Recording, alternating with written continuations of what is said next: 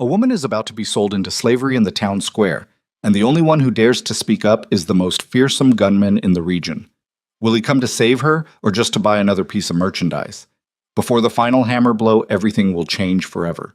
Thank you for watching my channel. Follow the story to the end. Don't forget to like and leave a comment with the city you're watching from, so I know how far this story has traveled around the world.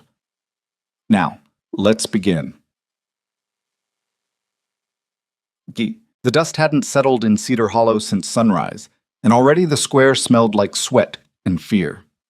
They dragged a wooden platform out front of the feed store, the kind usually reserved for grain sacks and cattle pens, and they'd put Marin Ashcroft on top of it like she was something to be weighed. She stood with her wrists bound loosely in front of her, not because she'd fight. Everyone in town knew she couldn't, but because Silas Crane liked the look of it. He liked people watching a woman tied up like livestock. It reminded them all what he was capable of. "Now then," Crane said, strolling the platform's edge with his thumbs hooked into a vest that cost more than most men's houses. "We got ourselves a fine young woman here, hardworking, quiet, comes with a debt of $400 owed by her late father, God rest him, which I have legally assumed." A murmur went through the crowd. Nobody believed the number. Nobody said so. Marin kept her eyes on a crack in the platform wood. If she looked up, she'd see faces she'd known her whole life. Mrs. Holloway, who used to give her peppermint candy after church socials. Old Man Tibbs, who taught her father how to read a brand iron. And none of them would meet her eyes. That hurt worse than the rope on her wrists. "My father didn't owe you $400, she said, low, not for the crowd, just for Crane. He smiled without looking at her. "Your father owed me plenty, sweetheart. You just weren't around for the accounting." That was the lie of it. Her father had died 8 months back, thrown from a horse that everybody said had never thrown anybody before. Crane had shown up at the funeral with papers, signed papers. Marin had never seen her father's handwriting look so stiff, so careful, like somebody tracing letters they didn't fully know. She'd said as much once to Sheriff Daly. He'd looked at her with something like pity and something like warning, and told her some things were better left alone in a town like this. So she'd left it alone. And here she was anyway. "Do I have an opening bid?" Crane called out, spreading his arms like he was offering a prize calf. Silence. Real silence, the kind that has weight to it, not because nobody wanted to bid. 3 of Crane's men stood at the platform's corners, rifles loose in their hands, eyes flat. Everybody in Cedar Hollow knew exactly what happened to families who crossed Silas Crane.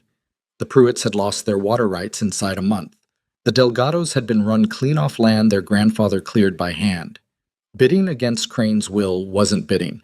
It was a death sentence with extra steps. So men who might have bid out of decency stood with their hats in their hands, jaws tight, saying nothing.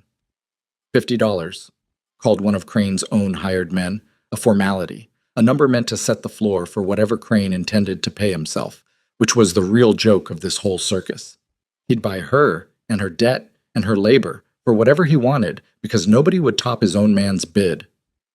"50 going once," Crane said, already grinning like a man certain of the punchline. Marin shut her eyes, thought about her father's hands, rough and broad, showing her how to splice a fence line, thought about the ranch house standing empty now, locks changed, her belongings still inside somewhere behind doors that weren't hers to open anymore. 50 going twice. Hoofbeats, slow ones, unhurried. The kind of sound that didn't belong in a crowd holding its breath, because whoever was making it clearly hadn't gotten the message that everyone here was supposed to be afraid. Heads turned. Crane's smile faltered for just a second before he caught it and smoothed it back into place. A rider came down the main street at a walk, like he had all the time in creation. Tall in the saddle, hat pulled low enough to shade most of his face, a long coat dust pale from road miles. He didn't look left or right at the crowd. He looked at the platform. At her. Marin had never seen him before in her life, but half the men in that square had gone still in a different way now, not the cowed stillness of fear, but the wary stillness of recognition. Somebody near the front whispered a name like it cost him something to say it. Coulter Vance. She didn't know the name. She'd find out later that some did, and what they knew wasn't comforting. Stories about a man who'd cleared out a den of cattle thieves up near the territory line single-handed, who didn't talk much and didn't need to because his reputation talked for him. A man people moved out of the way for, the same way they'd move for a storm front. He reined up at the edge of the crowd, not dismounting, and for a long moment he just looked at the platform, at Crane, at the rifles in the hands of Crane's men, like he was doing arithmetic nobody else could see. "Something I can help you with, stranger?" Crane called out, recovering his showman's voice, though it had an edge in it now. "Heard there's an auction," Coulter said. His voice wasn't loud. It didn't need to be. The whole square had gone quiet enough to hear a held breath. "Didn't realize you were selling people in this town." "We're settling a debt," Crane said. "Lawfully." "Funny how lawfully always seems to land in your favor, Crane." Coulter finally swung down off the horse. Slow, no sudden moves, his coat falling open enough that Marin caught the dull gleam of a gun belt, but nothing more threatening than that. He didn't reach for it. He just walked, easy as Sunday, right up to the edge of the platform. 400, was it? Crane's eyes narrowed. "You looking to bid, mister, or you looking to make trouble?" "I'm looking," Coulter said, "to buy something I intend to keep." A ripple went through the crowd, surprise, confusion, something almost like hope nobody quite dared to hold on to yet. $1,000, Coulter said. The number landed like a gunshot. Crane's mouth actually opened before he caught himself. $1,000 was more than that platform, that feed store, and half the buildings on the street put together were worth in most men's eyes. It was an amount meant to end an auction, not continue one. It was an amount that said plainly, "I will not be outbid, and we both know it." "That's," Crane started. "Cash," Coulter added, like an afterthought, reaching into his coat and producing a leather wallet thick enough that even from the platform Marin could see it wasn't bluster. He didn't hand it over yet. He just held it where Crane and everyone else could see it was real. For the first time since she'd been led up onto that platform, Marin saw something close to uncertainty pass over Silas Crane's face. This wasn't part of his arithmetic. He'd built this whole performance assuming nobody would dare top his own bid, that fear would do the work intimidation always did in this town. He hadn't planned for a stranger who clearly didn't care what Crane was capable of, or who simply didn't believe Crane was capable of doing it to him. "You don't know what you're buying into," Crane said, low now, the showman's tone gone, something colder underneath it. "Then I guess we'll both find out," Coulter said. He looked up at the platform then, at her, and for the first time Marin saw his face clear under the brim of his hat, weathered, scarred faintly along one cheekbone, eyes the gray of a sky before rain. He wasn't smiling, he wasn't performing for the crowd the way Crane had been. He just looked at her like she was a person, which after months of being looked at like an account ledger, nearly undid her on the spot. "Going once," he said, not to Crane, but to the crowd, in the flat cadence of a man finishing what Crane had started. "Going twice." Nobody moved. "Sold," Coulter said. "To me." Crane's jaw worked like he was chewing on something bitter. His men shifted, rifles still loose, but their eyes flicking to him for instruction he wasn't giving yet, because even Crane understood that gunning down a man in front of half the town over a legal auction he himself had announced would be a different kind of problem than the kind he usually solved with intimidation. Witnesses were witnesses. Even bought sheriffs had limits to what they could bury. "Fine," Crane said finally, forcing the word out like it tasted wrong. "Fine. A deal's a deal." He snatched the wallet from Coulter's outstretched hand, counted it with sharp, angry motions, and shoved a hastily scrawled receipt at him. "She's yours then. Debt cleared. Don't come crying to me when you find out what you bought." "I didn't buy anything," Coulter said, and his voice carried now, clear enough for the whole square to hear, clear enough that Mrs. Holloway and Old Man Tibbs and Sheriff Daly, standing useless at the edge of the crowd, all heard it too. "Far as I'm concerned, nobody bought anybody here today. I just made sure a debt got paid so a man like you didn't have an excuse to own a person who isn't for sale. She's free. Not mine. Free." The crowd didn't quite know what to do with that. A few men exchanged glances. Somewhere near the back, somebody actually started to clap. A single pair of hands, before going quiet again, embarrassed or afraid or both. Coulter climbed the 2 steps up onto the platform and, without asking, drew a knife from his belt and cut the rope at her wrists, quick and careful, like he'd done it before, and knew exactly how not to nick skin. "You don't have to come with me," he said quietly, "just for her. I paid the debt because nobody else in this square was going to. What you do next is your business." Marin looked down at her raw wrists, then out at the crowd, at faces that had watched her get auctioned like cattle and said nothing, at Sheriff Daly, who still hadn't moved a single step toward the platform, at Silas Crane counting his money with murder simmering behind his eyes. She looked back at Coulter Vance. "I don't have anywhere else to go," she said. "Everywhere else is owned by him." Something shifted in his expression then. Not pity. She'd had enough of pity to last a lifetime. Something closer to understanding, like he knew exactly what it meant to have nowhere that wasn't somebody else's territory. "Then you'll stay with me until that's not true anymore," he said. "And I intend to make sure it stops being true." He helped her down off the platform, and the crowd parted the way crowds do for things they don't understand yet but sense the shape of, the beginning of something, maybe, though nobody in Cedar Hollow could have said exactly what. Crane watched them go, his receipt book still open in his hands, his men still flanking him with their rifles, and something in his face had changed from irritation into a colder, more patient kind of fury. A man like Crane didn't lose. He recalculated. "Get word to the others," he said quietly to the man nearest him, once Coulter and Marin had crossed out of easy earshot. "Find out everything there is to know about Coulter Vance, everything, and get the boys ready. This isn't finished." The man nodded and slipped off through the dispersing crowd. Marin didn't hear any of it. She was too busy walking beside a stranger she'd known for less than 10 minutes, toward a horse, toward a direction she hadn't chosen, but that felt for the first time in 8 months like it might actually be hers. They reached his horse, a rangy bay gelding that eyed her with the same flat suspicion its owner had shown Crane, and Coulter swung up easily before reaching a hand down. "You ride." "Not well," she admitted. "My father always meant to teach me proper. Never got the chance." "Then I'll teach you," he said, like it was the simplest thing in the world, like teaching a woman he'd known 10 minutes to ride a horse was just the next obvious item on a list only he could see. Among other things. She took his hand and let him pull her up behind him, and as Cedar Hollow's main street rolled away beneath the gelding's hooves, she allowed herself, just for a moment, to breathe. Behind them, Silas Crane stood in the dust of the square he'd built his reputation on, watching the only public defeat he'd suffered in 15 years ride off toward the horizon, and already, in the cold calculating part of his mind that had built an empire on other people's misfortune, he was deciding exactly how Coulter Vance was going to die for it. They rode in silence for the first mile, the town shrinking behind them into a smear of rooftops and dust. "Why?" Marin finally asked, because the question had been sitting in her chest since the platform, heavier than the morning's fear had been. "You don't know me. You don't owe Cedar Hollow a thing. Why spend $1,000 on a stranger?" Coulter was quiet long enough that she thought he might not answer at all. When he did, his voice had a rougher edge to it, something old and worn smooth like river stone. "Had a sister once," he said. "Different town, different man, same kind of arithmetic. Nobody stepped in for her. I was 3 states away working a cattle drive when it happened, and by the time I rode back..." He stopped, started again. "There wasn't anything left to step in for."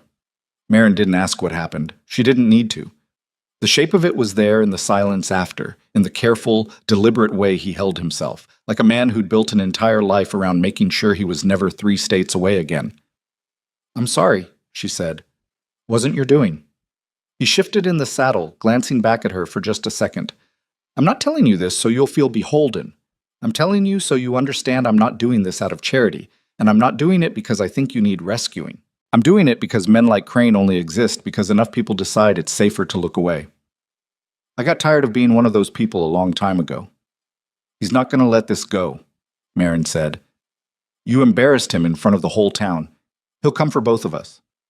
"I know." "You don't seem worried."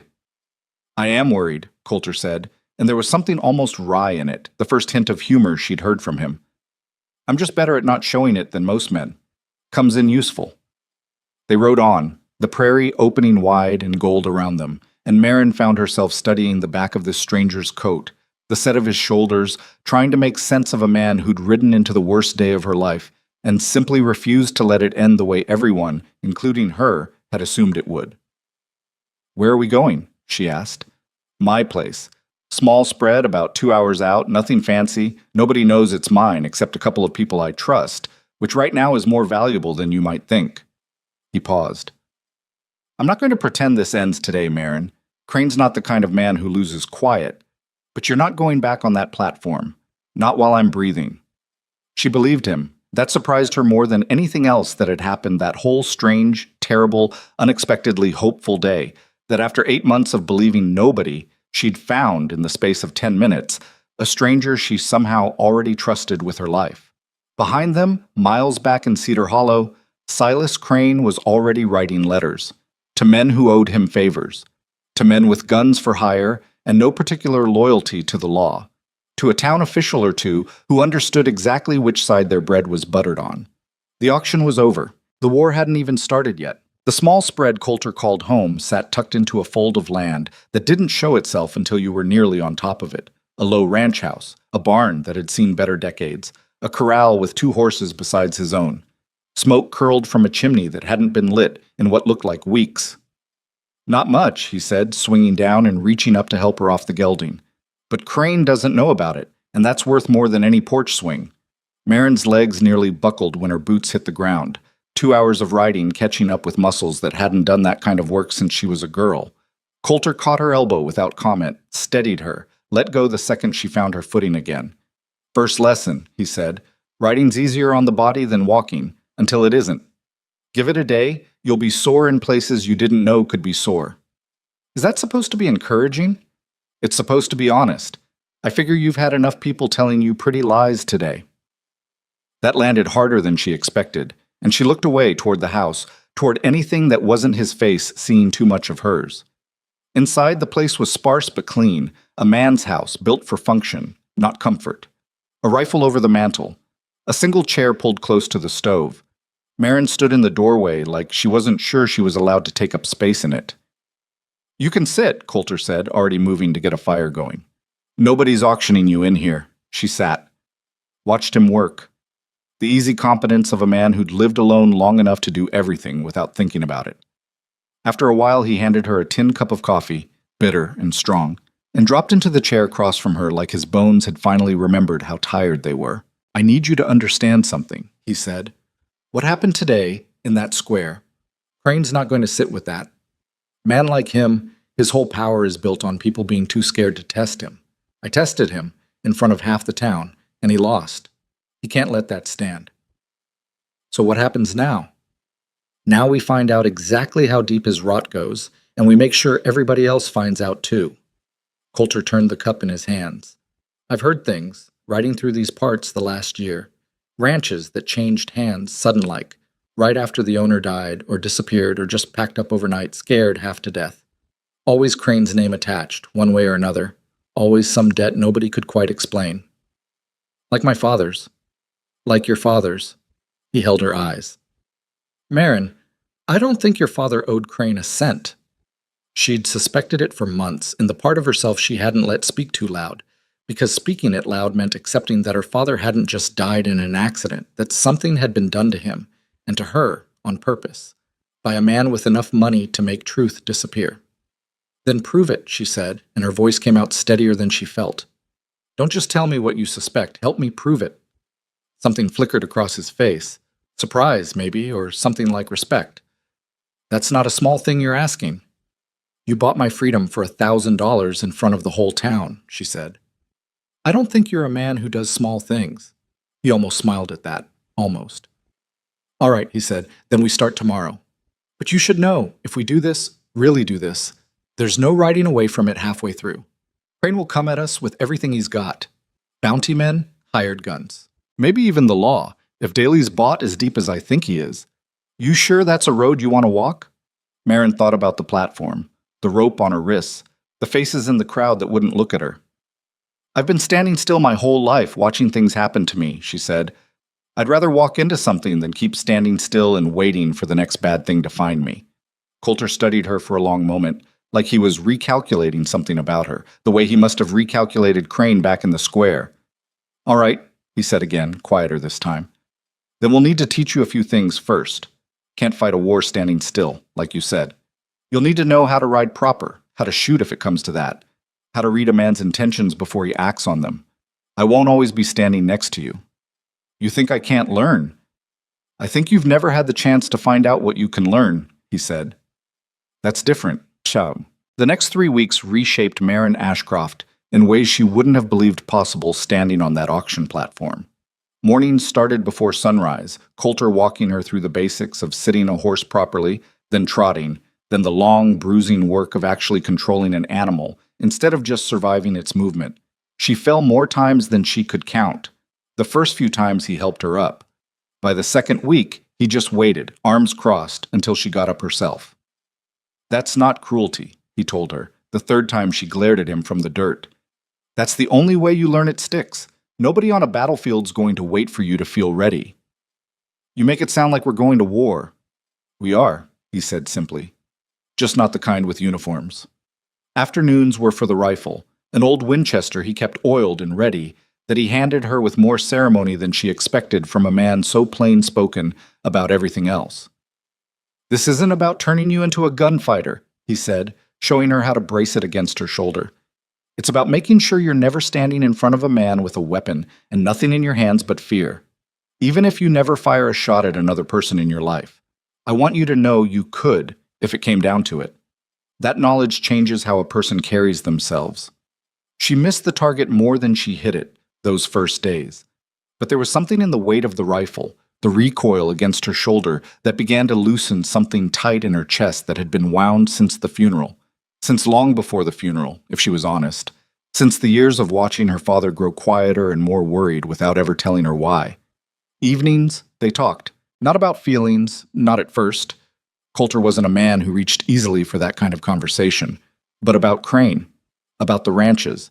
About the names Coulter had collected over a year of quiet writing and quieter listening. The Pruitt family, run off their water rights inside a month of refusing to sell. The Delgado spread, fenced off and seized after a fire nobody could explain, burned their barn to the ground. A dozen others scattered across 3 counties, all following the same pattern: debt, intimidation, sudden ownership change, and always, somewhere in the paperwork, Silas Crane's name. "He's not just greedy," Marin said one night, staring into the fire. "He's organized. This isn't one man grabbing land when he can. This is a system." "That's what scares me about him," Coulter admitted. "A greedy man, you can outlast. A man running a system, you have to break the system, or it just keeps eating people long after he's gone." "Then that's what we do," she said. "We don't just save my ranch, we break the whole thing." He looked at her for a long moment, firelight catching the gray of his eyes. And for the first time she saw something in his face that wasn't caution or calculation, something that looked almost like hope, the rare, careful kind that men like him didn't let themselves feel often. "3 weeks ago you were standing on a platform letting a man decide your whole life," he said. "Now you're talking about bringing down an empire." "3 weeks ago I didn't know I had a choice," she said. "You gave me one. I intend to use it." The first attack came on a Tuesday, 11 days after the auction, while Coulter was teaching her how to splint a wound using strips torn from a shirt. Practical knowledge, he said, for a war fought far from any doctor. The geldings screamed before either of them heard the riders.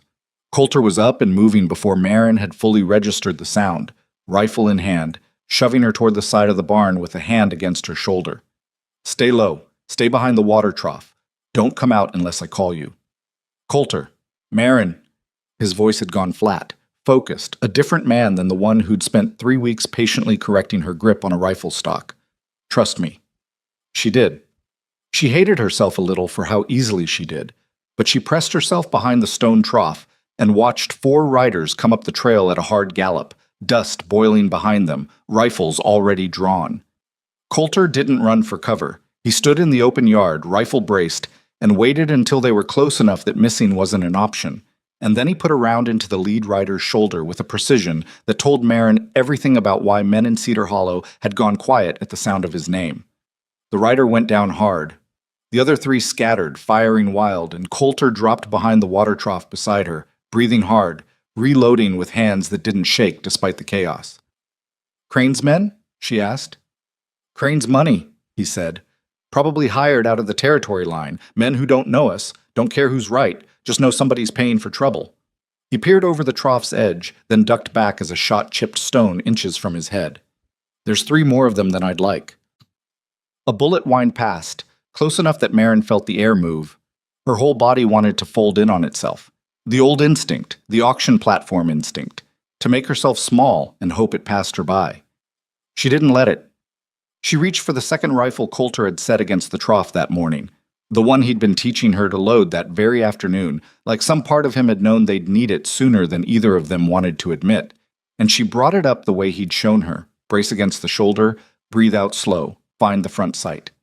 "Marin, what are you—" "You said I should know I could," she said, and fired. She didn't hit anyone. The shot went wide, kicking dirt up 10 feet from the nearest rider, but it was enough. Enough noise, enough surprise, enough proof that the woman behind the trough wasn't unarmed, that the man flinched his horse sideways, breaking his angle, giving Coulter the half-second he needed to put him down with a shot to the leg. The last two riders, seeing two of their own bleeding in the dirt and a target that was apparently armed and willing to shoot back, didn't stay to find out if their luck held. They wheeled their horses and rode hard for the horizon, leaving their wounded behind in the dust. Silence came back into the yard slow, the way it does after gunfire, ringing and strange. Marin's hands were shaking now that there was nothing left to aim at. Coulter rose slowly, rifle still ready, watching the horizon until he was satisfied the riders weren't circling back. "You weren't supposed to come out," he said, "but there wasn't much heat in it." "I wasn't hiding," she said. "There's a difference." He looked at her for a long moment, dust on her face, hands trembling, rifle still gripped white-knuckled in her fingers, and something shifted in his expression that she didn't have a name for yet. "No," he said quietly. "I suppose there is." They tied the two wounded riders and left them for the territory marshal 3 towns over to deal with. "Men who'd talk," Coulter said, once they understood Crane wasn't going to ride to their rescue. "This is just the start," he told her that night, both of them too keyed up from the fight to sleep, sitting instead on the porch steps watching a sky thick with stars. Neither of them in that moment had the peace of mind to admire. "He knows where we are now. Knows we're not running. Next time, he won't send 4 men he barely knows. He'll send people who actually want us dead. Then we stop waiting for next time," Marin said. "You said yourself we have to break the system, not just survive it. So let's find the proof. The forged papers, the other families. Let's build something Crane can't shoot his way out of." Coulter was quiet for a while, turning that over. "There's a man 2 counties over," he finally said. "Used to be Crane's bookkeeper years back before he had a crisis of conscience or got greedy and wanted more than Crane was paying him. Stories differ on which. He disappeared from Crane's operation under circumstances nobody talks about straight. If anybody's got copies of the real records, the ones before Crane's people redrew them, it's him. If we can find him, then that's where we go. It's dangerous, more dangerous than out here. We'd be moving through towns where Crane's got eyes. More dangerous than 4 men with rifles riding up on us at breakfast?" That actually got a real smile out of him, brief and surprised, like his face wasn't entirely used to the shape of it. "Fair point." They left 2 days later, riding north and east, Marin handling her own horse now with a competence that would have seemed impossible a month earlier. The towns they passed through carried the same undercurrent she remembered from Cedar Hollow, a watchfulness, a carefulness in how people spoke. Like everyone had learned the cost of saying the wrong thing within earshot of the wrong person. The bookkeeper's name, when they finally tracked down someone willing to whisper it, was Ezra Whitcomb, and he was harder to find than his name suggested he should be, a man who'd built a small, quiet life under a different surname, in a town just large enough to disappear into. "Why would I talk to you?" he said, when Coulter finally cornered him outside a feed store, voice low, eyes darting for an exit that wasn't there. "Crane's people have been looking for me on and off for 2 years. You think I want to paint a target on myself talking to strangers?" "Because Crane's already painted targets on a dozen families who never did anything but exist on land he wanted," Marin said, stepping forward before Coulter could answer. "My father's one of them. He's dead now, and Crane's still calling it a debt he made up out of thin air. I don't care what reasons you had for leaving. I care whether you've still got the conscience that made you leave in the first place." Whitcomb looked at her for a long moment, something working behind his eyes. Fear, certainly, but something else too. Old guilt, maybe, the kind that doesn't fully wash off even years and a new name later. "I kept copies," he finally said, voice barely above a whisper. "Before I left. The real ledgers, the ones before his lawyer started redrawing debts that never existed. I told myself it was insurance in case he ever came for me directly. Never thought I'd hand them over willing." "What changed your mind?" Coulter asked. Whitcomb looked at Marin, at the rifle she now carried without flinching, at the steadiness that hadn't been there a month ago and had been bought with bruises and bullets and 100 small moments of choosing not to fold. "You remind me of my daughter," he said quietly. "She'd have done the same thing, stood up instead of running. I ran instead. Maybe it's time I stopped." He led them to a small, false-bottomed trunk hidden beneath floorboards in his modest house, and pulled out a stack of ledgers, real ones, with handwriting that didn't waver the careful, forged way Marin's father's signature had on Crane's paperwork. Names, dates, real debts, real numbers, and beside them, the false figures Crane's people had substituted to justify seizing land that had never truly owed him anything. It was the first solid proof either of them had held in their hands. "This is enough," Coulter said, flipping through pages with the focus of a man finally seeing the shape of the war he was fighting. "This is enough to bring him down, if we can get it in front of the right people, in front of enough witnesses that he can't just burn it and bury us alongside it." "The livestock auction," Whitcomb said suddenly. "Biggest one of the year. Every rancher in 3 counties attends, along with half the territorial officials Crane keeps in his pocket, and a few who aren't bought yet, who'd have to act if the proof was shoved in front of them publicly enough that looking away wasn't an option." Marin felt something settle into place in her chest, cold and clear and certain. "Then that's where we finish this," she said. Coulter looked at her, at the ledgers in his hands, at the woman standing beside him who'd walked onto an auction platform as property and was now planning to walk into the heart of her enemy's empire and burn it down with nothing but paper and nerve. "You understand what you're proposing," he said. Walking into the middle of his territory surrounded by his men, in front of everyone he's ever bought or threatened into silence. "I understand," Marin said, "that hiding hasn't worked, and running hasn't worked, and the only thing Crane's never had to face is the truth, standing right in front of him, where everybody can see it at the same time he does." Coulter closed the ledger slowly, something hard and resolved settling into his expression. "Then we'd better make sure we walk in ready," he said. "Because once we start this, there's no backing out. We end it there, in front of everyone, or he ends us quiet, somewhere nobody's watching." "I'd rather take that chance standing up," Marin said, "than spend the rest of my life standing still." Outside Whitcomb's small house, the sun was sliding low and orange across a sky that gave no hint of the storm gathering beneath it. A storm built not of weather, but of forged signatures and stolen land, and a woman who'd been sold once and intended to make absolutely certain it never happened to anyone else again. They spent the better part of a week planning, holed up in a rented room above a saddlery in a town far enough from Crane's reach that nobody recognized either of their faces. Whitcomb stayed with them, nerves fraying a little more each day, jumping at every footstep on the stairs outside. He'd lived 2 years building a quiet life under a false name, and now he was preparing to stand it all back up in front of the man he'd run from. "You don't have to come to the auction yourself," Coulter told him, the night before they planned to ride out. "Just having your ledgers is enough. You don't need to put your face in front of Crane again." "Yes, I do," Whitcomb said, and his voice shook even as the words came out steady underneath it. "Records on a table a stranger can call forged. Records, and the man who kept them, standing there saying I wrote this, I watched him change it. That's harder to wave away. I ran once. I'm not interested in running for the rest of my life waiting for him to find me anyway." Marin understood that better than either man in the room probably realized. She'd spent 8 months running too, in her own way, running from the truth about her father, running from what Crane really was, running from the fact that nobody in Cedar Hollow was coming to save her unless she stopped waiting for it. "All right," Coulter said. "Then we go in together. But we do this smart. Crane's not going to let an auction this size go unguarded. Not with everything riding on his reputation right now. He knows what we did to those 4 men he sent. He'll have more eyes on that auction grounds than usual." "How many men does he usually bring to something like this?" Marin asked. "Normally? A handful. Enough to look respectable." Coulter's jaw tightened. "After what happened at the ranch, I'd guess he doubles it, maybe triples. We won't be able to fight our way in if it comes to that. We need the crowd itself working for us before any gun comes out of its holster." "Then we don't give him the chance to control the moment," Marin said slowly, an idea taking shape as she spoke it. "He likes spectacle. He likes an audience watching him win. We use that.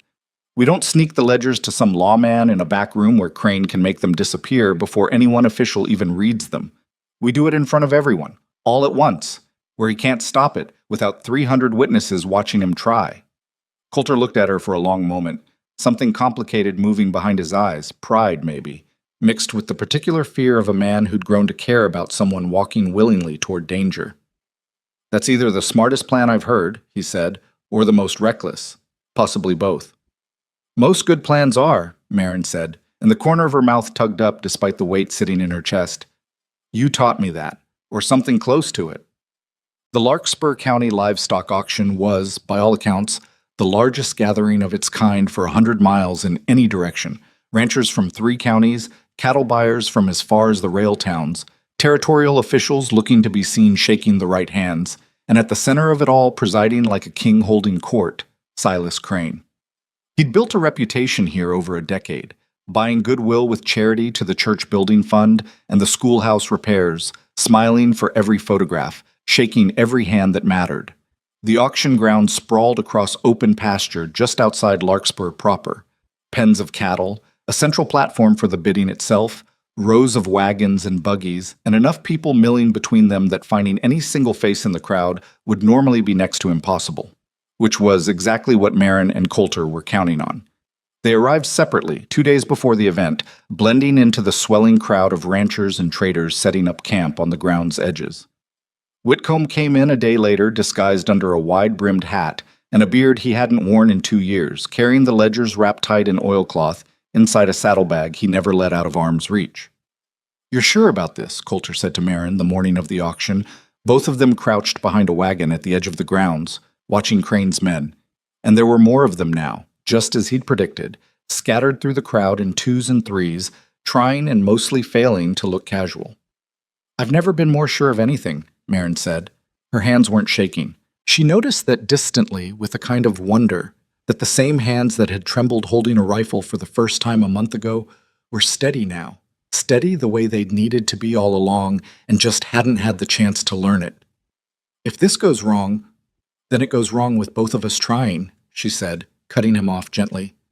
"I'd rather that than spend my life wondering what would have happened if I'd let you do this alone. Or worse, if I'd let Crane keep winning because nobody was willing to risk being wrong in public." Coulter reached out, just briefly, and squeezed her hand. Not a romantic gesture exactly. Not yet, but something that carried weight all the same, a promise neither of them said out loud.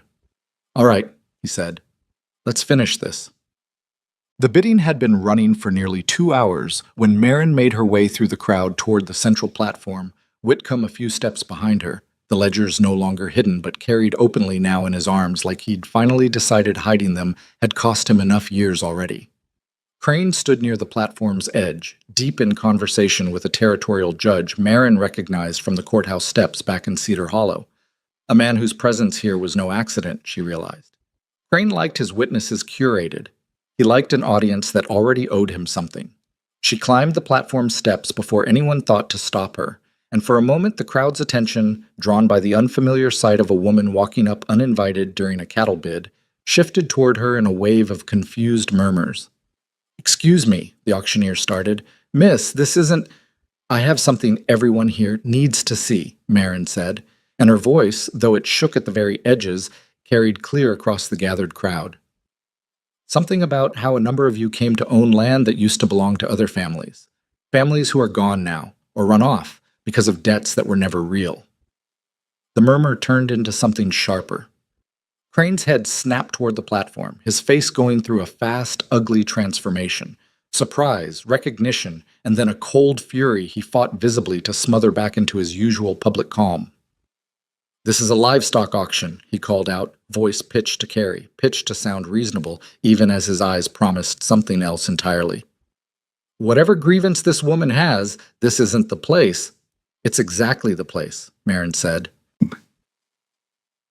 "Because everyone who's ever been afraid to ask you a hard question in private is standing right here, all together, and for once you can't make any of us disappear one at a time." Whitcomb stepped up beside her on the platform, ledgers held out for the crowd to see, hands steadier than Marin expected from a man who'd spent 2 years running from this exact moment. "My name is Ezra Whitcomb," he said, loud enough that even the ranchers near the cattle pens turned to listen. "I kept Silas Crane's books for 6 years. These are the originals, the real debts, the real numbers. before his lawyer redrew them into something that justified taking land that was never owed to him in the first place. A rancher near the front, a heavy-set man Marin didn't recognize, pushed forward, face dark with something that looked uncomfortably close to recognition. "That's my brother's signature on the top page. He sold his spread to Crane 2 years back, said he owed some debt from his father's time, said he didn't have a choice." "He didn't," Whitcomb said quietly. "Not the way Crane explained it to him." The crowd's noise swelled, voices overlapping, confusion curdling fast into something angrier. Crane stepped up onto the platform himself now, his composure cracking at the edges, his men beginning to drift closer through the crowd with the particular tension of hired muscle waiting on a signal. "These are forgeries," Crane said, loud, reaching for the ledgers Whitcomb held just out of his grasp. "This man is a disgraced former employee with a grudge, making up stories to extort." "Then let the judge compare the handwriting," Marin said, cutting through him. "Let anyone here compare the signature on these pages to the one on my father's so-called debt. You'll find his is shaking, careful, traced like a man copying letters he barely knew the shape of. My father's actual signature is in the church record book from the Harvest Festival, signed not 3 weeks before he died. Anybody here who attended can vouch for what it looks like." She watched the judge near the platform's edge go very still, his earlier easy posture stiffening into something far more wary, the careful neutrality of a man suddenly aware he was being watched by 300 people instead of conducting business quietly with a benefactor. "This is slander," Crane snapped, but his voice had lost its earlier command. "Get them off this platform." He turned toward his men, the signal finally given, and Marin felt her stomach drop as 3 of them began pushing through the crowd toward the platform steps, hands moving toward holsters. Coulter came out of the crowd before they reached the steps. He didn't draw first. He'd told her that, back at the ranch, "I won't be the one who fires first in front of witnesses. That's exactly the trap a man like Crane wants me to fall into." But he put himself bodily between the approaching gunman and the platform steps, hand resting near his own holster, voice carrying flat and clear. "Touch either of them," he said, "and every person here watches it happen. You really want that on you in front of 300 witnesses and a territorial judge?"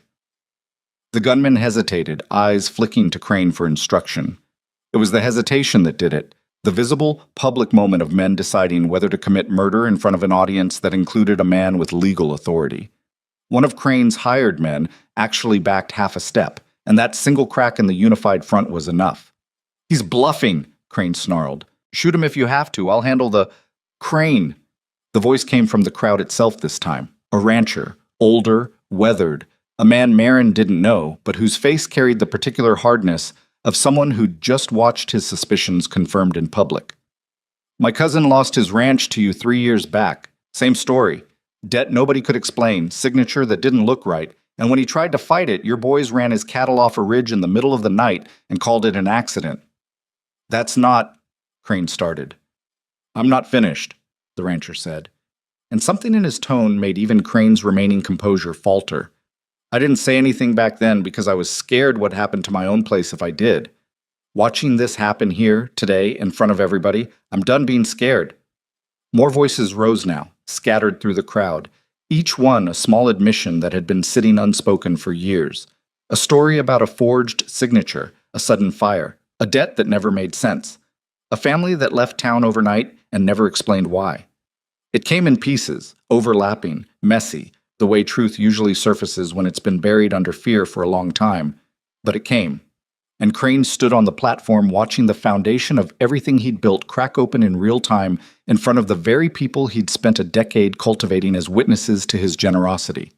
"Arrest them!" Crane shouted at his men, voice cracking now, with something closer to desperation than command. "Arrest the lot of them. I don't care what it costs."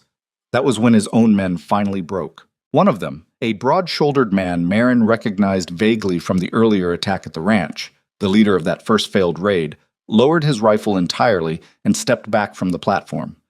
"I signed on for ranch work and debt collection," he said, loud enough for the crowd to hear. "Nobody told me half the debts I was collecting on were made up. I'm not shooting an unarmed man and woman in front of a judge to cover for that." Another of Crane's men followed suit, and then a third, the careful unity of hired muscle dissolving the moment it became clear that protecting Crane now meant standing publicly accused alongside him rather than simply collecting a paycheck from a respected local businessman. Crane looked around the platform, at his own men backing away, at the crowd's mounting fury, at the judge who'd gone very pale and very quiet near the platform steps, at Whitcomb still holding the ledgers, at Marin standing steady where a month ago she'd stood bound and silent on a different platform entirely, and something in his face finally cracked all the way through. "You ungrateful, every one of you owes me," he snarled at the crowd, voice raw now, stripped of its earlier polish. "Half this county would have lost everything to drought or debt collectors twice as ruthless as me if I hadn't stepped in. I built this. I held this whole territory together while the rest of you sat scared in your houses." "You held it together by taking it apart, piece by piece, family by family," Marin said, and the platform went quiet enough to hear her clearly even though she wasn't shouting. "You didn't save this county. You just made sure everyone was too afraid to notice you were eating it." Crane lunged for her then, not a calculated move, not the careful businessman who'd built an empire on patience and intimidation, but something raw and cornered, a man who'd lost control of a moment for the first time in years and reacted the only way left to him. Coulter was faster. He didn't draw his gun. He simply stepped into Crane's path and put him down with a single hard blow, the kind of move that came from a man who'd learned violence as a tool of last resort and knew exactly how much force a situation actually required. Crane hit the platform boards hard, the wind driven out of him, and didn't get up right away. The judge, finally finding his voice, finally finding the courage that 300 witnesses had apparently lent him, stepped forward. "I'll need those ledgers," he said to Whitcomb, voice unsteady but resolved. "And statements. From all of you who've got stories to tell." He looked down at Crane, still sprawled on the platform boards, and something hard settled into his expression. "Mr. Crane, I think you and I need to have a very long conversation, and I don't believe it's going to end the way you're used to conversations with me ending." The crowd's noise had shifted now from confused murmur to something closer to a roar. Not violence, not yet, but the unmistakable sound of people who'd spent years being quiet finally finding they didn't have to be anymore. Marin stood on the platform amid the chaos, Coulter beside her, breathing hard, and looked out at 300 faces that had watched her get bought like property a month ago and were now watching her tear down the man who'd nearly owned her. "It's not over," Coulter said quietly, close enough only she could hear. "Crane's got friends in places this crowd can't reach. The judge, the ledgers. It's a start, but it's not the end of this." "I know," Marin said, "but it's the first time since my father died that it feels like the end might actually be coming." Behind them, two of Crane's own former hired men were helping the territorial judge restrain him, while ranchers who'd spent years staying quiet pressed forward with stories of their own, each one chipping another piece off the wall of fear Crane had spent a decade building around Larkspur County. The auction grounds, built for buying and selling cattle, had become something else entirely that afternoon, a place where an entire county finally stopped looking away. Word traveled faster than any of them expected. By the time Marin and Coulter made it back to Cedar Hollow 4 days later, the story of what happened at the Larkspur auction had already outrun them, carried by ranchers heading home in every direction, told and retold until it had taken on the shape of something almost mythic. The woman who'd been sold on a platform standing up on another platform to bring her buyer's enemy down in front of 300 witnesses. The town looked different riding in. Marin noticed it before she could name it, something in the way people stood in their doorways now, watching the road instead of avoiding it, like Cedar Hollow had been holding its breath for years and had finally remembered how to exhale. Sheriff Daly was the first to meet them at the edge of town, and Marin tensed on instinct, old fear rising fast before she made herself remember she wasn't the same woman who'd stood bound on that platform a month ago. But Daly didn't reach for anything. He stood in the road with his hat in his hands, looking older than she remembered, looking like a man who'd spent a long 4 days reckoning with every moment he'd chosen silence over decency. "Heard what happened at Larkspur," he said. "Whole territory's heard by now." "Then you know about the ledgers," Coulter said, voice flat, giving the man nothing to work with yet. "I know the judge there sent word ahead. I know there's a marshal riding in from the territorial capital end of the week to start sorting through every land claim Crane's had a hand in over the past decade." Daly's jaw worked. "I know I should have done something a long time before this. Marin's standing on that auction block, and I just stood there and watched it happen because Crane had enough on me, enough threats hanging over my badge, that I told myself there wasn't anything I could do." "There's always something a man can do," Marin said. You just have to decide it's worth more than staying comfortable. Daly nodded slowly, like the words cost him something to hear. I'm not asking forgiveness. Don't reckon I've earned it. But I am turning in evidence of my own. Papers Crane had me sign off on, knowing they weren't right. Threats he made plain enough I could repeat them to that marshal word for word. If it helps bury what he's done, I'll give every bit of it. Coulter studied him for a long moment. That's a start, he said. Whether it's enough is between you and that marshal, not us. They rode on into town, past faces that watched them now with something closer to gratitude than the wary blankness Marin remembered, and stopped finally outside what used to be the feed store. The same building, the same platform out front where everything had started, though someone had already torn the wooden structure half apart, like the town itself couldn't stand to look at it intact any longer. Crane's grand house sat at the edge of town, the largest building for 30 miles, and even from a distance Marin could see the activity around it: wagons, men in territorial uniforms, the particular controlled chaos of an investigation already underway. They moved fast, she said. Money like Crane's doesn't stay tied up forever without somebody official paying attention, Coulter said. Once the marshal's office got word there might be a decade of fraud sitting behind those forged ledgers, they weren't going to wait around for him to clean house first. They found the marshal, a lean, gray-haired man named Garrett Holt, who'd ridden 3 days straight once Larkspur's judge sent word. Standing in the front room of Crane's house, surrounded by stacks of paperwork his deputies were sorting into careful piles.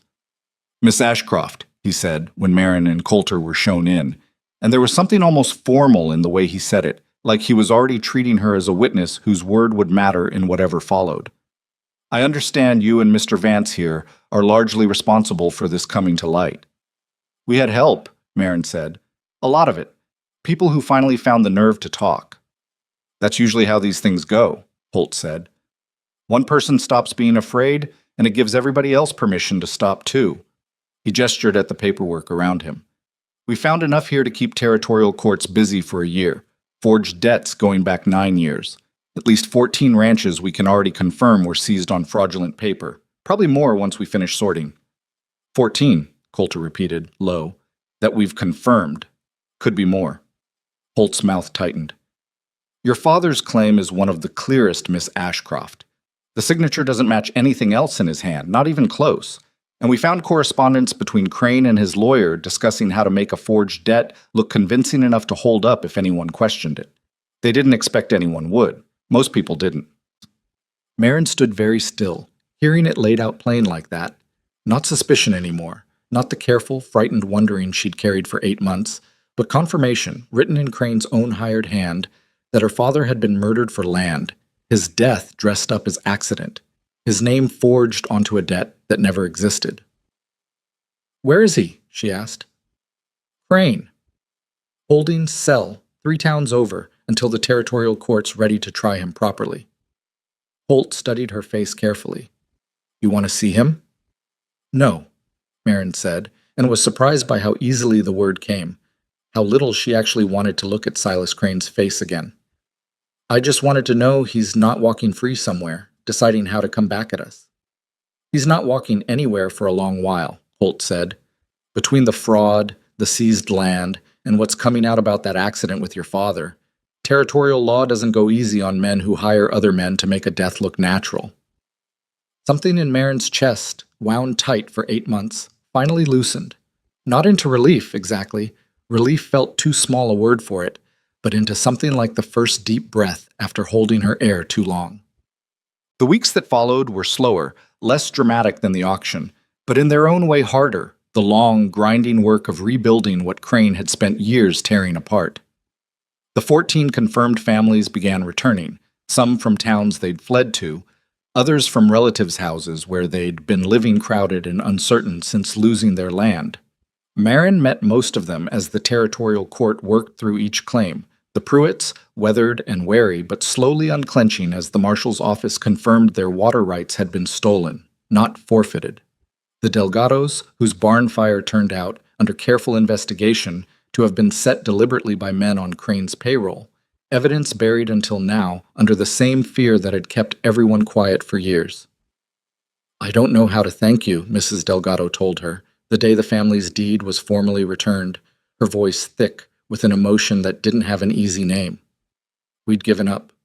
We'd told ourselves it was just bad luck. The fire, losing everything.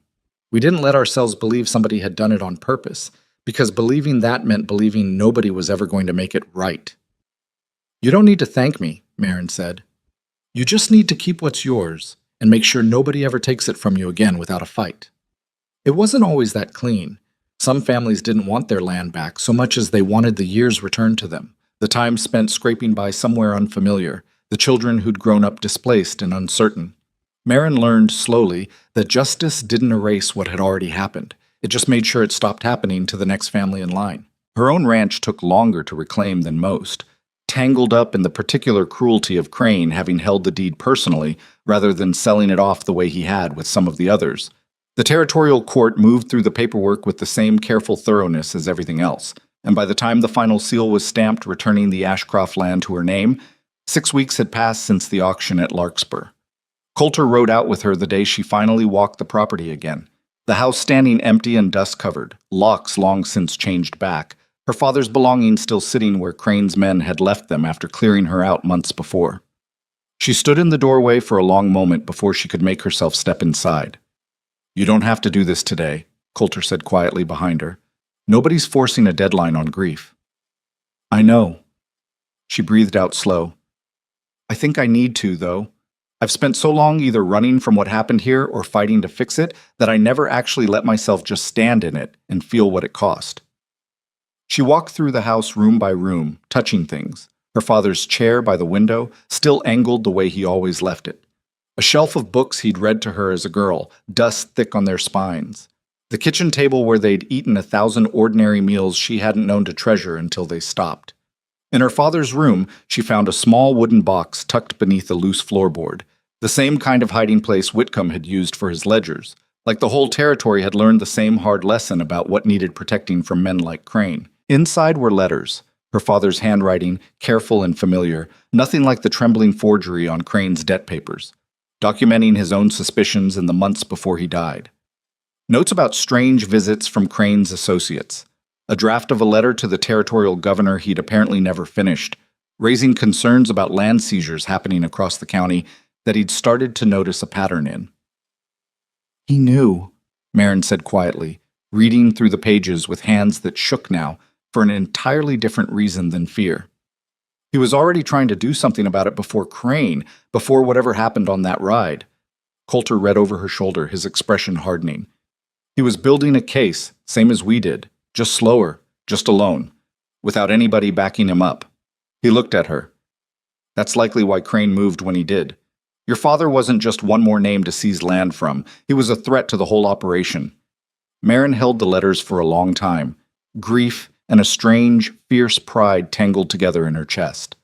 Her father hadn't died by accident, and he hadn't died doing nothing. He'd died trying, the same way she'd nearly given up trying a dozen times over the past 2 months, and hadn't because some part of her, even without knowing these letters existed, had carried forward exactly what he'd started. "I want these included in the court record," she said finally, "not to add more charges against Crane. The man's already facing enough to never see open land again. I want it on record because he deserves to be remembered as someone who saw what was happening and tried to stop it, not just as another name on a forged debt." "We'll make sure of it," Coulter said. The trial itself was almost anticlimactic, after everything that led to it. Crane sitting in a territorial courtroom 3 towns over, stripped of the polish and command that had once made grown men go quiet in his presence, facing charge after charge read aloud by a prosecutor working through evidence thick enough to fill 3 tables. Marin testified. So did Whitcomb, finally standing in open daylight under his own name again, the false beard and the years of hiding finally unnecessary. So did a dozen others, ranchers, former employees, even 2 of Crane's hired men who'd walked away at Larkspur and decided, in the weeks since, that testifying honestly was worth more than whatever loyalty they'd once owed a man who'd never actually been loyal to anyone but himself. Sheriff Daly testified too, laying out his own complicity with a bluntness that surprised Marin, not seeking sympathy, just stating plainly what he'd done and why, and accepting that the territorial court would decide what that cost him. Crane didn't speak much in his own defense. What little he did say carried the same cornered, bitter edge he'd shown at the auction platform, insisting even now that he'd held the county together, that without his particular brand of control, everyone in it would have fallen apart on their own. Nobody in the courtroom seemed inclined to believe him anymore. The verdict, when it came, wasn't satisfying in the way Marin had imagined it might be during the worst of those 8 months. No flash of triumph, no sudden lightness, just a long sentence. Every seized property formally returned, restitution ordered that would take years to fully pay out, and Silas Crane led from the courtroom in chains that would keep him from ever standing on another platform deciding who got bought and who got to walk free. "How do you feel?" Coulter asked, once they were outside. The courthouse steps crowded with the families who'd come to watch the end of it. Marin considered the question honestly before answering. "Tired," she said. "Relieved. Sad in a way I didn't expect. Not for him, never for him, but for everything it cost to get here. My father. 2 years of Whitcomb's life spent hiding. 14 families who lost time they're never getting back."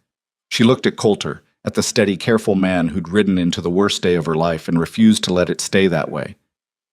"But mostly I feel like I can finally stop fighting and start actually living. I haven't felt that in a long time." "What happens now?" he asked. "Now that it's over." "I don't know yet," she admitted. "I know I want to do something with the ranch beyond just having it back. Something that means more than just mine again." She glanced toward the families still gathered on the courthouse steps, the children who'd grown up, displaced, finally watching their parents stand a little straighter. "I keep thinking about what it felt like, having nowhere to go that wasn't owned by somebody else. I don't want that to be true for anyone else, not if I can help it." Coulter was quiet for a moment, watching her with an expression she was starting to recognize. Not the careful wariness of the stranger who'd ridden into Cedar Hollow 2 months ago, but something warmer, something that had grown slow and steady the same way her courage had. "Whatever you build," he said, "I'd like to be there for it, if that's something you want." Marin looked at him, at the man who'd bought her freedom for $1,000 and then spent 2 months teaching her she'd never actually needed buying, that the freedom had been hers to claim all along, that he'd simply made sure nobody stood in her way of claiming it. "I think," she said slowly, "I'd like that more than almost anything." Behind them, Cedar Hollow and Larkspur and a dozen other towns scattered across the territory were beginning, slowly and imperfectly, to remember what it felt like to stand together instead of standing afraid. Not because Crane was gone, exactly, but because enough people had finally watched what happened when somebody refused to stay quiet, and decided that was a lesson worth carrying forward long after the courthouse doors closed behind him for the last time. Spring came slow to the territory that year, the way it always did, frost lingering stubborn in the mornings, even as the days stretched longer. Marin had stopped marking time by the trial, by the auction, by any of it. She'd started marking it instead by what the ranch needed: fences mended, fields turned, a roof patched before the rains came hard in April. It had been 8 months since the courthouse steps, since Crane had been led away in chains, and the Ashcroft Ranch looked nothing like the dust-covered, locked-up house she'd walked back into that first day. Word had spread, slow and then faster, the way word always traveled once people decided a thing was worth talking about. A woman who'd been sold on an auction block and clawed her own freedom back, now rebuilding her father's land into something other than just a ranch. A place for women who'd run out of places to go. Women who'd been promised to men they didn't choose, or thrown out by families that decided they were more burden than blood, or simply left with nowhere else standing when everything else they'd known fell apart. The first to arrive had been a girl no older than 16, half-starved, with a story Marin recognized in pieces of her own. A guardian who'd decided a debt was easier to collect in flesh than coin. Marin hadn't asked many questions that first night. She'd just made up a bed and let the girl sleep without anybody watching the door. By spring, there were 11 women living on the ranch in various states of rebuilding, some working the land alongside her, learning the same things Coulter had once patiently taught Marin, others simply resting, healing from things that didn't mend as fast as fences did. 3 children ran underfoot most mornings, sons and daughters of women who'd arrived with nothing but the clothes they were wearing and whatever courage it had taken to leave. "You've got more hands than the house has room for," Coulter said one morning, watching from the porch as Marin walked the new barn extension with one of the older women, discussing where to put another set of stalls. "Then we build more room," Marin said, climbing the porch steps to join him, accepting the cup of coffee he handed her without being asked. An old habit by now, comfortable in the particular way only two people who'd survived something together could be comfortable. Whitcomb sent word last week. Says there's lumber coming cheap from a mill 2 counties over, on account of the owner being one of the families that got their land back. Says he won't take Crane's old customers' business anymore on principle, so he's looking for new ones who deserve a fair price. Coulter smiled, the easy, unguarded kind that had become more frequent over the months, a far cry from the careful, controlled man who'd ridden into Cedar Hollow with $1,000 and a debt to an old grief he'd never quite said out loud again. Whitcomb's done well for himself considering where he started. We all have, Marin said quietly. She wasn't being modest. The ranch had become something neither of them had fully planned, growing organic and a little chaotic the way real things tended to. Nothing like the smooth, easy vision she might have sketched out on paper if she'd sat down and tried. There'd been setbacks, a woman who'd arrived terrified and left just as suddenly 2 weeks later, unable to trust that the safety was real, that nobody was going to demand payment for it eventually. A fire in the old smokehouse that took a week to fully extinguish the damage from an accident this time. Nothing sinister, just bad luck and a dropped lantern, but it had cost them supplies they could ill afford to lose. Money was tight more often than not. The ranch's income from cattle and crops stretched thin across mouths that kept growing in number. But it was real. That was the thing Marin had come to understand, slow and hard-won, in the months since the trial. That real things didn't arrive finished and polished. They arrived rough, full of mistakes, built one uncertain decision at a time by people who were imperfect and frightened, and trying anyway. Cedar Hollow itself had changed too, though slower, and not without its own stumbling. The town had elected a new sheriff that winter, a quiet, steady woman named Iris Calloway, who'd lost her own family's land to one of Crane's forged debts years back, and had spent the months since the trial working through territorial law training with a determination that surprised everyone who remembered her as the soft-spoken seamstress she'd been before. Daly had resigned his badge the same week the verdict came down against Crane, choosing exile from public office over the cost of staying, though he'd stayed in town, working a small plot of land at its edge, quiet and mostly kept to himself, carrying the weight of his old silence in a way that Marin suspected he'd never fully set down. She didn't hate him for it. She thought she might in the early months, but somewhere along the way, maybe building the ranch, maybe watching her own fear slowly transform into something steadier, she'd let that particular grudge go. Daly had been afraid, same as half the town had been afraid, same as she herself had been afraid before Coulter rode into the square that day. Fear made people complicit in ways that didn't excuse anything, but understanding it, at least, kept her from carrying it as a weight of her own. You ever think about what would have happened? She asked Coulter one evening, the two of them sitting on the porch steps the way they often did after the day's work wound down. If you hadn't ridden into town that morning? Coulter was quiet for a moment, turning his coffee cup slow in his hands. I think about it sometimes, he admitted.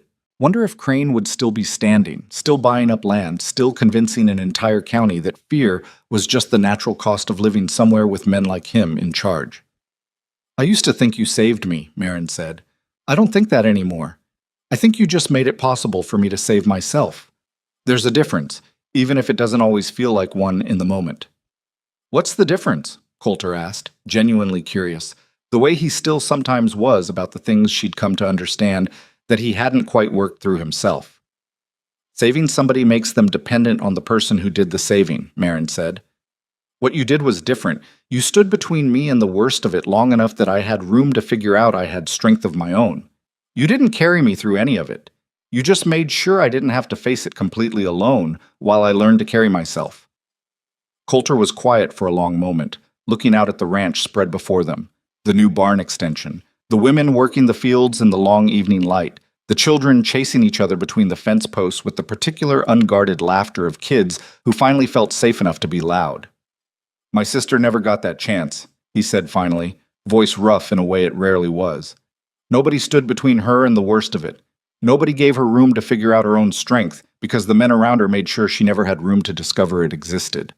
He looked at Marin. Watching you build this, watching you turn the worst day of your life into something that's saving other people from their own worst days, it doesn't undo what happened to her. Nothing ever will. But it means something, watching it happen anyway, It means the story doesn't have to end the same way every time. Marin reached over and took his hand, rough and weathered from years of work.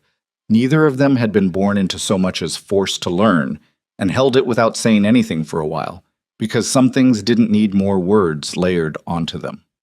The wedding, when it finally happened that autumn, was small and unglamorous in the way both of them had quietly agreed they preferred. No grand ceremony in town, no audience of curious onlookers treating it as the final chapter of a story they'd all watched unfold from a careful distance. Just the ranch, the women and children who'd come to call it home, Whitcomb traveling in from 2 counties over with a gift of fine paper and ink he said Marin would understand once she saw it, and Sheriff Calloway standing witness with the quiet satisfaction of a woman who'd watched justice actually take root somewhere instead of just being promised and abandoned. Marin wore her mother's dress, found packed away in the same trunk where she'd discovered her father's letters, mended where moths had gotten to the hem, and she thought, standing in it, that her parents would have recognized very little about the woman she'd become since the morning Crane dragged her onto that platform, and that they would have been proud of every bit of the difference. "Any words for the occasion?" Whitcomb asked afterward, when the small gathering had settled into the easy, unstructured warmth of people sharing food and stories on a long autumn evening, children weaving between the adults' legs, lanterns lit against the gathering dark. Marin considered the question seriously, the way she'd learned to consider most things since the auction, not rushing toward an easy answer, weighing instead what was actually true. "I used to think belonging was something other people decided for you," she said finally, loud enough for the gathered group to hear, though she hadn't intended it as a speech. "Crane decided I belonged to a debt that wasn't even real. My guardian decided I belonged to whoever paid for me. For a long time, I thought that was just how the world worked, that some people got to decide where you belonged, and the rest of us just had to live inside whatever decision got made." She looked around at the faces gathered there, women who'd arrived with nothing, children who'd grown up displaced and frightened and were now simply children again, Coulter beside her with the particular stillness he carried when he was listening hardest. "I don't believe that anymore," she said. "Belonging isn't something handed to you, and it's not something anybody else gets to take away, no matter how much money or power they think they have. It's something you build every single day through what you choose to do and who you choose to stand beside. This ranch doesn't belong to me because some piece of paper says so. It belongs to all of us because we built it together, out of nothing. Out of fear, we decided to stop carrying alone." She felt Coulter's hand find hers, steady, the same steady it had been since the moment he'd cut the rope from her wrists on a platform in Cedar Hollow that felt now like it belonged to an entirely different lifetime. "I don't have some grand lesson to leave anybody with," she said. "I just know that the worst day of my life turned into this, eventually, because somebody decided not to look away, and because once I had room to stop being afraid, I decided I wasn't interested in looking away either. That's not a miracle. It's just what happens when enough people decide fear isn't worth more than doing the right thing, even when the right thing is hard, even when it might cost you everything." The gathering was quiet for a moment after that, the particular quiet of people sitting with something true, before the children's laughter broke it again, chasing fireflies into the deepening dark, and the evening folded back into warmth and easy conversation. Years later, when people in the territory told the story of Cedar Hollow and the auction that started a war, they tended to focus on the dramatic parts: the gunfight at the ranch, the confrontation at Larkspur, Crane's empire collapsing in front of 300 witnesses. Those parts made for good telling, the kind of story passed down at gatherings and around fires, growing a little taller with each retelling the way stories tend to. But Marin, when she told it to the children who grew up on the ranch, her own, eventually, 2 of them, alongside the dozen others who passed through over the years on their way to lives that finally belonged to them, always tried to tell the quieter parts, too. The 3 weeks of falling off horses before she learned to ride, the bruised, uncertain feeling of holding a rifle for the first time, the long nights of fear before the auction at Larkspur, when she hadn't known if the plan would work, when she'd been every bit as terrified as she'd been standing on that first platform, just terrified in a direction that finally felt like it was hers to choose. "Courage isn't not being scared," she told them, more than once, sitting on the porch in the long evening light that had become the ranch's quietest, most treasured hour. "I was scared the whole time, every single part of it.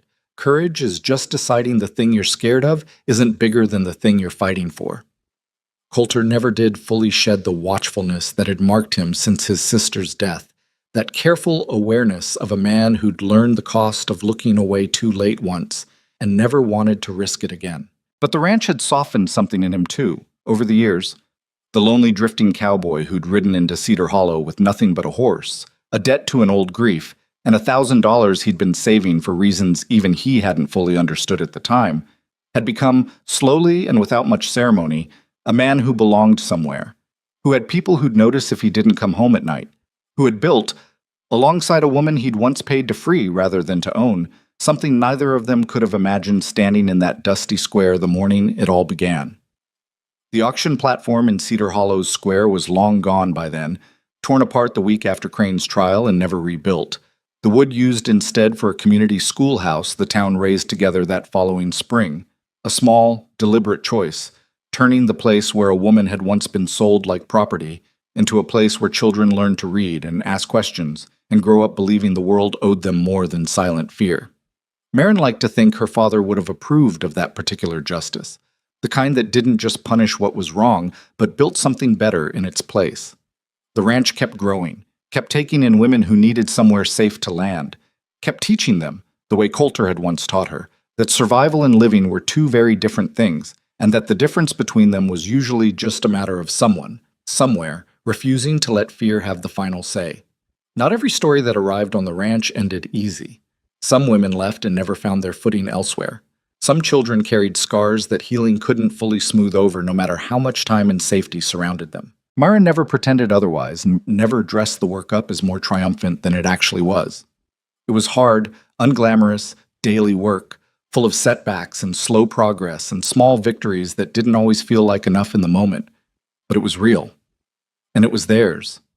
And on quiet evenings, watching the lanterns light up across a ranch that had once stood empty and locked, full, now of voices and laughter and the particular noise of people building lives they'd chosen for themselves, Marin understood that this, not the gunfights, not the courtroom verdict, not even the dramatic confrontation at Larkspur, was the actual ending of the story that had started the day a stranger rode into a square and refused to let her be sold.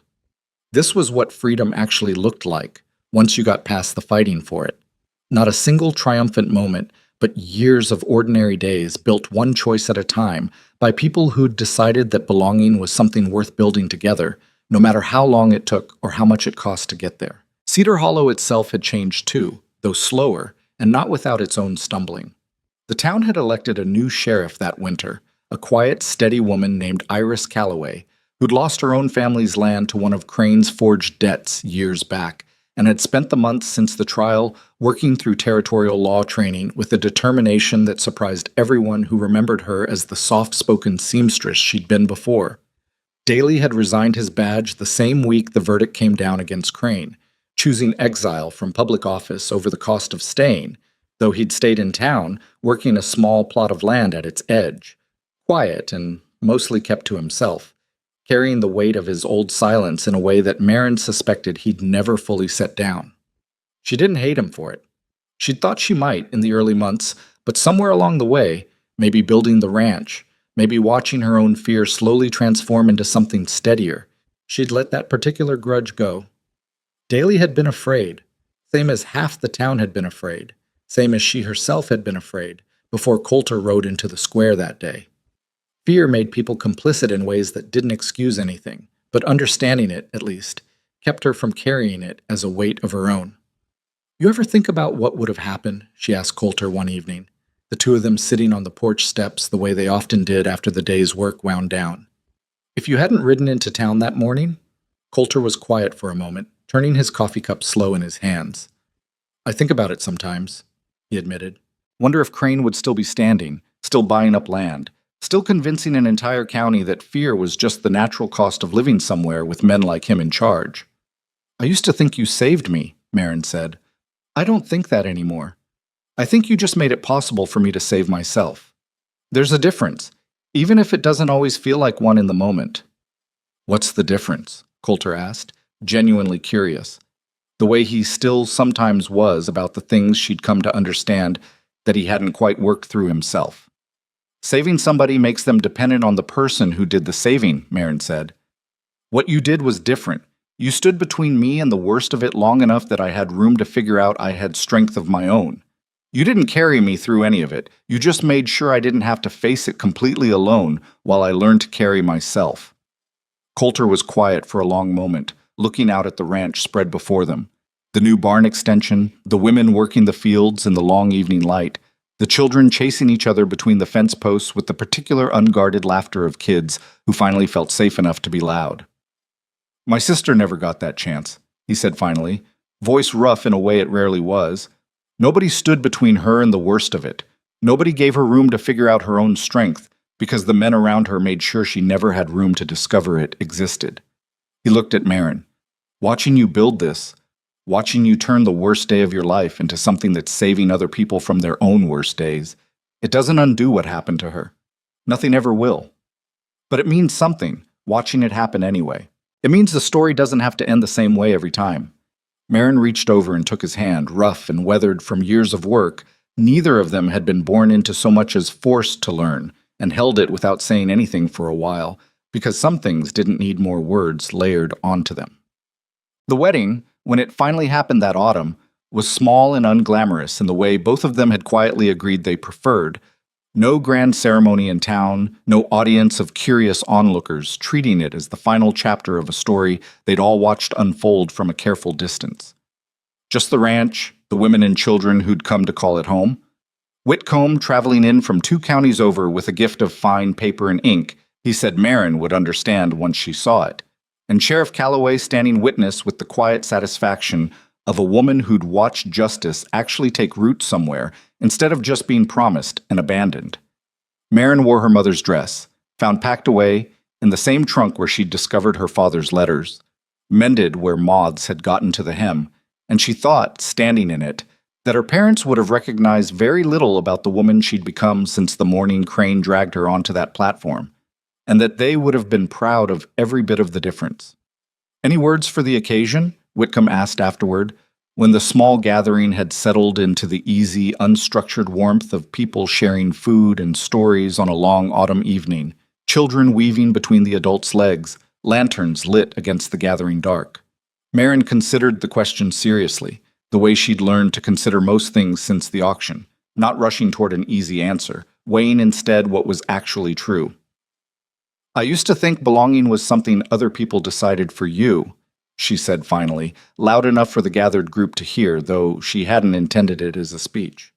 "Crane decided I belonged to a debt that wasn't even real. My guardian decided I belonged to whoever paid for me. For a long time, I thought that was just how the world worked, that some people got to decide where you belonged, and the rest of us just had to live inside whatever decision got made." She looked around at the faces gathered there, women who'd arrived with nothing, children who'd grown up displaced and frightened, and were now simply children again, Coulter beside her with the particular stillness he carried when he was listening hardest. "I don't believe that anymore," she said. "Belonging isn't something handed to you, and it's not something anybody else gets to take away, no matter how much money or power they think they have. It's something you build every single day through what you choose to do and who you choose to stand beside. This ranch doesn't belong to me because some piece of paper says so. It belongs to all of us because we built it together, out of nothing. Out of fear, we decided to stop carrying alone." She felt Coulter's hand find hers steady, the same steady it had been since the moment he'd cut the rope from her wrists on a platform in Cedar Hollow that felt now like it belonged to an entirely different lifetime. "I don't have some grand lesson to leave anybody with," she said. "I just know that the worst day of my life turned into this, eventually, because somebody decided not to look away, and because once I had room to stop being afraid, I decided I wasn't interested in looking away either. That's not a miracle. It's just what happens when enough people decide fear isn't worth more than doing the right thing, even when the right thing is hard, even when it might cost you everything." The gathering was quiet for a moment after that, the particular quiet of people sitting with something true, before the children's laughter broke it again, chasing fireflies into the deepening dark, and the evening folded back into warmth and easy conversation. Years later, when people in the territory told the story of Cedar Hollow and the auction that started a war, they tended to focus on the dramatic parts, the gunfight at the ranch, the confrontation at Larkspur, Crane's empire collapsing in front of 300 witnesses. Those parts made for good telling, the kind of story passed down at gatherings and around fires, growing a little taller with each retelling the way stories tend to. But Maren, when she told it to the children who grew up on the ranch, her own, eventually, 2 of them, alongside the dozen others who passed through over the years on their way to lives that finally belonged to them, always tried to tell the quieter parts too. The 3 weeks of falling off horses before she learned to ride. The bruised, uncertain feeling of holding a rifle for the first time. The long nights of fear before the auction at Larkspur, when she hadn't known if the plan would work, when she'd been every bit as terrified as she'd been standing on that first platform, just terrified in a direction that finally felt like it was hers to choose. Courage isn't not being scared, she told them more than once, sitting on the porch in the long evening light that had become the ranch's quietest, most treasured hour. I was scared the whole time, every single part of it. Courage is just deciding the thing you're scared of isn't bigger than the thing you're fighting for. Coulter never did fully shed the watchfulness that had marked him since his sister's death, that careful awareness of a man who'd learned the cost of looking away too late once and never wanted to risk it again. But the ranch had softened something in him too, over the years.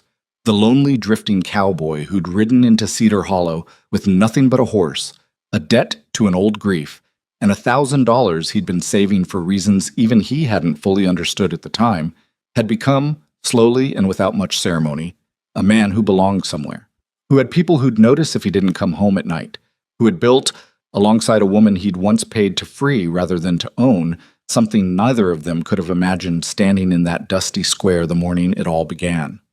The auction platform in Cedar Hollow Square was long gone by then, torn apart the week after Crane's trial, and never rebuilt.